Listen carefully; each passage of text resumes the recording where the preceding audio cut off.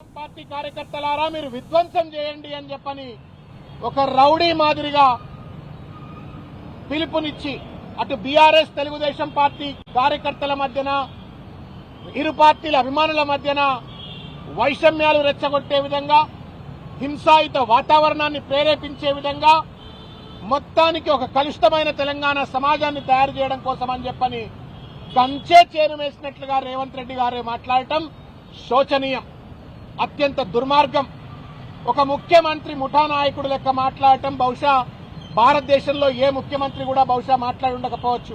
రాహుల్ గాంధీ పుణ్యమా అని చెప్పని తెలంగాణ పాలిటి శాపంగా మారిన రేవంత్ రెడ్డి వాళ్ళ తన నోటు పైన అడ్డు అదుపు లేకుండా, కనీసం చట్టాల పట్ల గౌరవం లేకుండా తెలంగాణ తెచ్చిన తెలంగాణ జాతిపిత ముఖ్యమంత్రిని 100 మీటర్ల లోతు బాతి పెట్టాలట.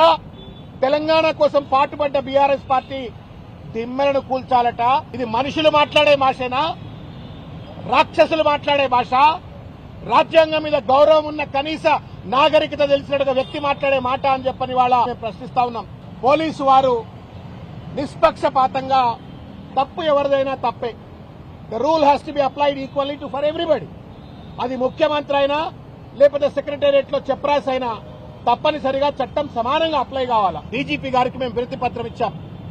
నిష్పక్షపాతంగా నిర్దోషంగా సమాజంలో అశాంతి రెచ్చగొట్టే విధంగా, రెండు రాజకీయ పార్టీల మధ్యన వైషమ్యాలు రెచ్చగొట్టి సమాజంలో హింసాయుత వాతావరణాన్ని రెచ్చగొట్టే విధంగా మాట్లాడిన రేవంత్ రెడ్డి పైన సుమోటో కేసులు పెట్టాలని చెప్పని, ఈ రేవంత్ రెడ్డి వ్యాఖ్యలను ప్రచారం చేసినటువంటి ఒక సామాజిక మాధ్యమాలపైన, మీడియా మాధ్యమాలపైన తగు కేసులు పెట్టాలా అని చెప్పని డీజీపీ గారికి విజ్ఞప్తి చేస్తూ మేము ఈ వినతి పత్రం ఇవ్వటమైంది. నువ్వు కాంగ్రెస్ పార్టీ ముఖ్యమంత్రివా లేకపోతే తెలుగుదేశం పార్టీ ముఖ్యమంత్రివా?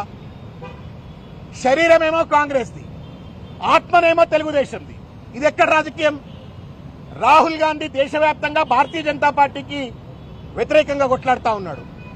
భారతీయ జనతా పార్టీతో అంటగా అవుతున్నటువంటి తెలుగుదేశం పార్టీ ఆంధ్రప్రదేశ్ లో జాతీయ స్థాయిలో, అటువంటి బీజేపీతో అంటగా అవుతున్నటువంటి ఒక తెలుగుదేశం పార్టీని లేలే తెలుగుదేశం, రారా తెలుగుదేశం, దిమ్మెలు గుల్చు తెలుగుదేశం, బొందలు పెట్టు తెలుగుదేశం అని చెప్పని పిలుపునిచ్చేటువంటి ఒక ఔచిత్యం ఎక్కడది? ఇది ఎట్లుందంటే రెండు కళ్ల సిద్ధాంతం. ఈ కన్నుతో బీజేపీ కన్ను కొట్టాలా, ఈ కన్నుతో తెలుగుదేశం పార్టీ కన్ను కొట్టాలా. రేవంత్ రెడ్డి కాంగ్రెస్ పార్టీ జపం మాట్లాడాలా.